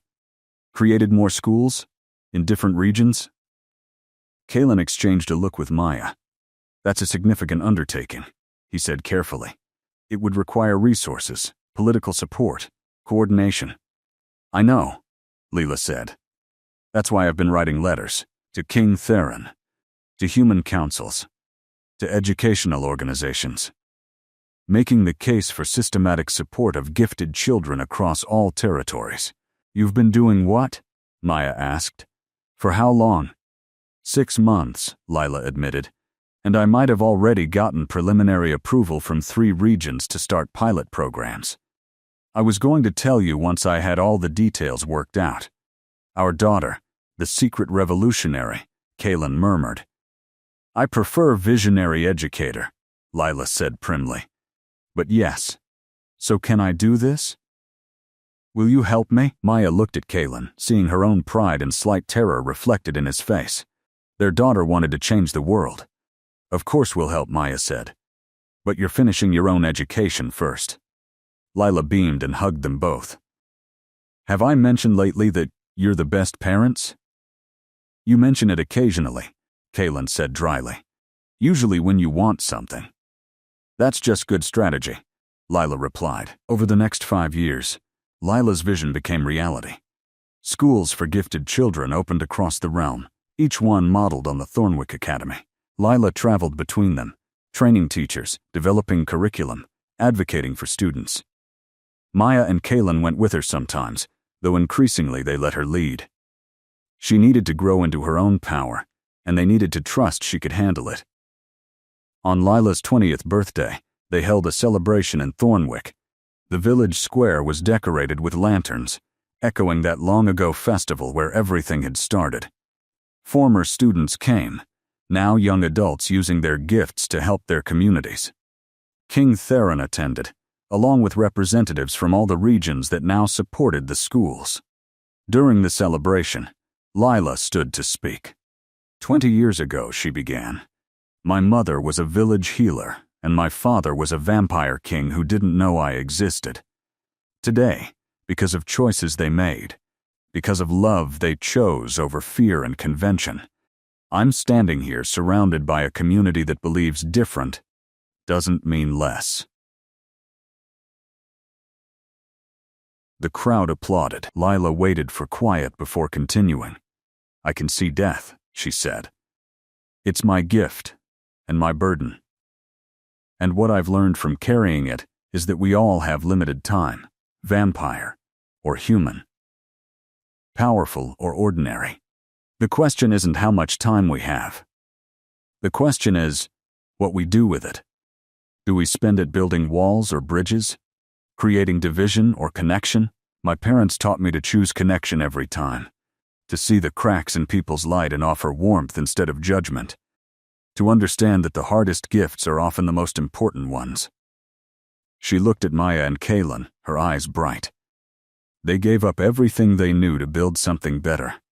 A kingdom for a cottage, power for partnership, certainty for chaos, and in doing so, they showed me that love is the bravest choice we can make.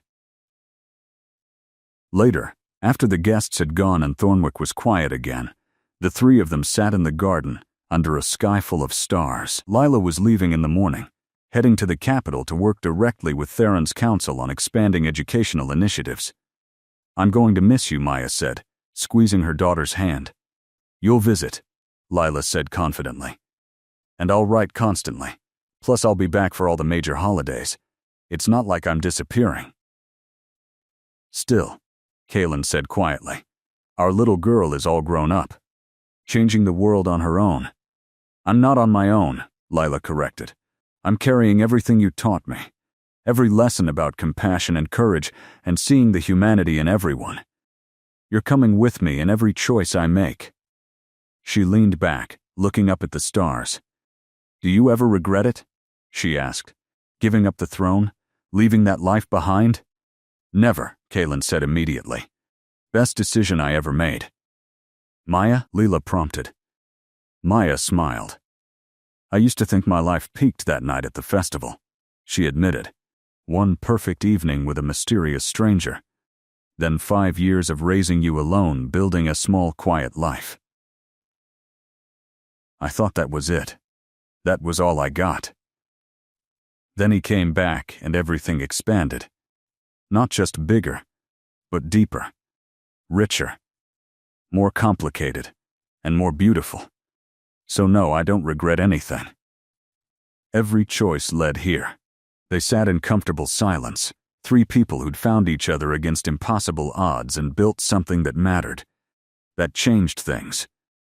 Not through grand gestures or political maneuvering, but through simple, persistent choices to love, to stay, to see each other fully. Lila broke the silence. The cracks in your light are all filled now, she told Kaylin. Completely golden, no ice left anywhere, and Mama's light is so bright it almost blinds me sometimes. You're both exactly what you were always meant to be. What are we meant to be? Kaylin asked. Curious. Whole, Lila said simply. Happy. Here, the next morning, they saw Lila off on her journey to the capital. Maya cried, just a little. Kaylin held her close, both of them watching their daughter ride away toward her future, carrying their love and lessons with her. She'll be fine, Kaylin said. Better than fine, Maya agreed. She's going to change the world. She already has, Kaylin replied. Changed ours completely. They returned to the clinic, to their work, to the life they'd built together. Patients were waiting. Students needed teaching. The garden needed tending. It was ordinary, domestic, beautiful in its simplicity. 20 years since a rainy night and a chance meeting, Kaylin thought. 20 years since he'd wished to feel human again, and Maya had wished to matter. Both wishes had come true in ways neither could have imagined.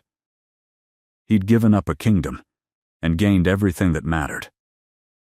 Maya had given one night to a stranger and received a lifetime of love, and Lila, their impossible miracle, had taken the gifts of both her parents and used them to light the way for others. In the end, it wasn't about vampire or human, king or healer, power or obscurity.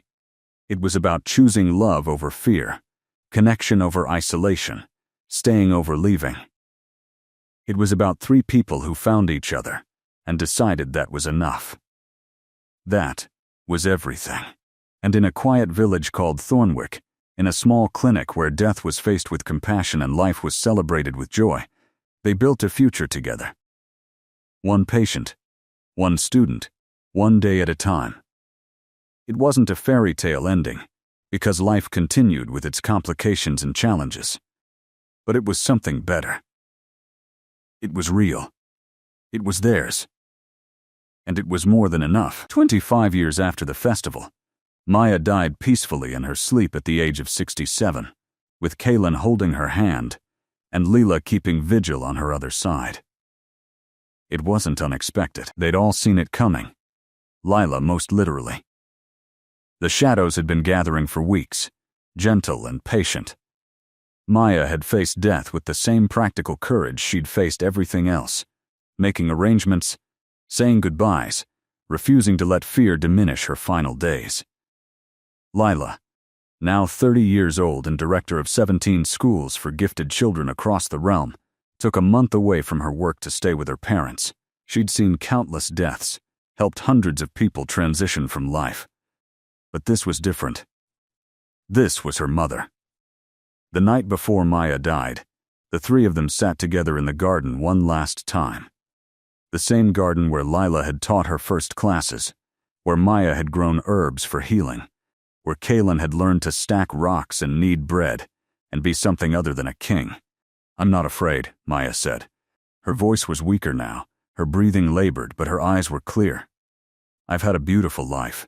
More than I ever dreamed. Lila's hands moved in unconscious signing, a habit she'd developed. The shadows are so gentle around you, she said. Peaceful, like you're walking into a warm room instead of darkness. That's good, Maya replied. She looked at Kalen, her husband of 25 years, partner in all things. You gave me more than I knew how to ask for, she told him. A love story that kept surprising me. A daughter who changed the world. A life that mattered. Thank you for searching for me. For finding me. For staying. Kalen's throat was too tight for words. He just kissed her hand, held it against his chest. You made me human again, he finally managed. As human as I could be. You saved me. We saved each other, Maya corrected. She turned to Lila, and we made you, our miracle. Promise me something? Anything, Lila whispered. Keep the schools going, Maya said. Keep teaching children that their differences are strengths. Keep showing the world that connection is possible, even across impossible divides. I promise, Lila said. The schools are just getting started. By the time I'm done, there will be one in every territory. Good, Maya said, satisfied. She closed her eyes, exhausted from talking. That's good. She slept then, her breathing growing slower through the night. Kalen stayed awake, memorizing her face, the feeling of her hand in his, the weight of their shared life. Lila dozed in fits and starts, waking frequently to check the shadows. At dawn, Maya opened her eyes one last time. Kalen, she said, barely a whisper. I'm here, he told her. I'm right here. The rain, she murmured. Do you remember the rain? Every second, Kalen said, tears finally falling. Every moment. Best night of my life. Mine too, Maya breathed. And everything after was even better. Her eyes found Lila, my wise girl. My old soul. You've made me so proud. Lila took her mother's other hand. The shadows are ready, she said gently. Whenever you are, they're ready to carry you somewhere beautiful. Then I'm ready too, Maya said. She looked between her daughter and husband one last time. I love you both. So much. They said it back. The words, inadequate but necessary. And then Maya closed her eyes, exhaled once, twice, and was gone. The shadows Lila saw lifted like mist in sunlight, carrying her mother gently away from pain, from age, from the worn-out body that had served her well. Kalen made a sound like his heart breaking, which it was. Lila cried silently, still holding her mother's hand, feeling the warmth slowly leave it. They buried Maya in the garden she'd loved, under a tree she'd planted when they'd first moved to Thornwick. The entire village came to mourn, along with students from all the schools, representatives from the King's Council, hundreds of people whose lives she'd touched. Lila spoke at the funeral, her voice steady despite the grief. My mother taught me that death wasn't the end of mattering, she said, that the love we give and the lives we touch continue rippling outward, long after we're gone. She showed me how to face death with courage and grace, how to help others do the same. And she proved that one human life, lived with intention and love, could change the world. After the funeral, Kalen stood alone in the garden. Lila found him there hours later, still and silent, staring at the fresh earth. She'll always be with us, Lila said softly, in everything we built together. I know, Kalen said, but knowing doesn't make it hurt less. Lila put her arm around her father. No, she agreed. It doesn't. They stood together as the sun set, vampire and half-human, immortal and mortal, both grieving the loss of someone irreplaceable. The world kept turning. The clinic continued operating. The schools kept teaching. Kalen threw himself into work, healing patients, teaching students, carrying forward the mission he and Maya had built together. Lila visited when she could, bringing news of the school's expansion, of policies changing, of a world slowly learning to accept and celebrate difference. Years passed. Kalen didn't age, would never age. He watched Lila grow from 30 to 40 to 50, silver threading through her dark hair just like Maya's had. Watched her fall in love with a human teacher from one of the schools. Watched her marry and have children of her own. 2 daughters, both carrying the gift of sight in different forms. He taught his granddaughters to stack rocks and knead bread. Told them stories about their grandmother, about a woman who'd been brave enough to love a vampire king, wise enough to teach a gifted child, strong enough to change the world from a tiny village. When Lila was 60, she came to visit with her eldest granddaughter, a girl of 8 with solemn eyes. They found Kaylin in the garden, tending the herbs that Maya had first planted decades ago. Still gardening, Lila said. Smiling. Always, Kaylin replied. It keeps me close to her. The granddaughter Alara studied him with the same intensity Lila had shown at that age. You're the one from the stories, she said. The king who chose love. Former king, Kaylin corrected gently. Now just a gardener and grandfather. Alara nodded seriously. Great-grandmother Maya is here, she said, pointing at the garden. Not like ghosts are here. More like she's woven into everything. The earth and the plants and the light. She's happy you keep growing her flowers. Out of the mouths of yet another generation, Layla murmured. She hugged her father. You did good, Dad. You both did so good. Kaylin looked around the garden, at the clinic beyond, at the school building where another class of gifted children was learning to turn their differences into strengths. Looked at his daughter, aged and wise and accomplished. At his great-granddaughter, another miracle carrying forward the legacy. Maya had been gone for 30 years. The grief had softened, but never left, woven into everything just like Alara said. But so was the love, the joy, the meaning they'd built together. He'd been a king once, cold and isolated and dutiful. Then he'd met a woman in the rain, made a child who saw death, built a life that mattered, given up a throne for a cottage, power for partnership, immortality's loneliness for a family that would age and die while he endured. It was worth it, he thought, looking at Lila's lined face, Alara's bright eyes, the garden blooming with life. Every sacrifice, every choice, every moment, worth it 1,000 times over. The schools would continue. The students would thrive. The world they'd helped reshape would keep evolving. And somewhere in whatever came after death, Maya was watching. Proud of what they'd built, of how their love had rippled outward and changed everything. I found you, Kaylin thought, as he'd thought countless times over the decades. In the rain and the darkness, I found you, and you saved me. The garden bloomed eternal spring in his careful tending. Children laughed in the schoolyard. Lila's hand found his mortal daughter and immortal father, bound by love stronger than death. And in Thornwick, where a vampire king had once chosen a human healer and everything had changed, the future grew bright with possibility.